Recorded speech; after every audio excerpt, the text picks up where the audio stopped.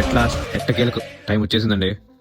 Mexico సిటీలో football చరిత్రలో ఎన్నో మెమరబుల్ మూమెంట్స్ ఇచ్చిన లెజెండరీ ఆజ్టెకా స్టేడియంలో వరల్డ్ కప్ రేపు అఫీషియల్ గా స్టార్ట్ అవుతుంది. 2 మ్యాచెస్ ఉన్నాయి రేపు. 2 గ్రూప్ ఏలోనే, Mexico versus South Africa, South Korea versus జెకియా. కానీ అందరి దృష్టి మెక్సికో మీదే. ఫుట్బాల్ ప్రపంచంలో అత్యంత ప్యాషనేట్ ఫ్యాన్ బేస్ ఉన్న టీమ్స్ లో ఒకటి మెక్సికో.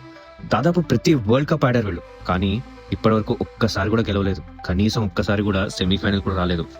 2022లో అయితే మరీ దారుణం, గ్రూప్ స్టేజ్ లోనే బయటకు వెళ్ళిపోయారు. బట్ ఈసారి హోస్ట్ నేషన్ గా సొంత గ్రౌండ్ మీద ఆడుతున్నారు.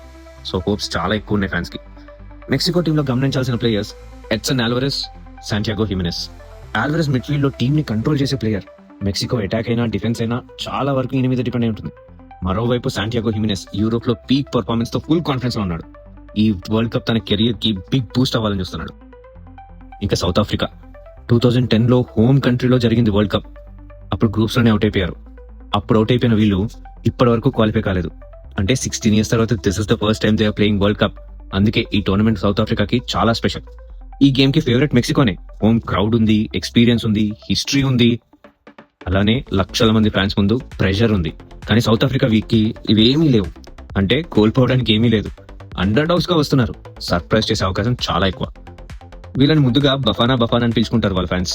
టీం పేరండి. ఈ టీమ్ లో గమనించాల్సిన ప్లేయర్స్ ఉన్నారు.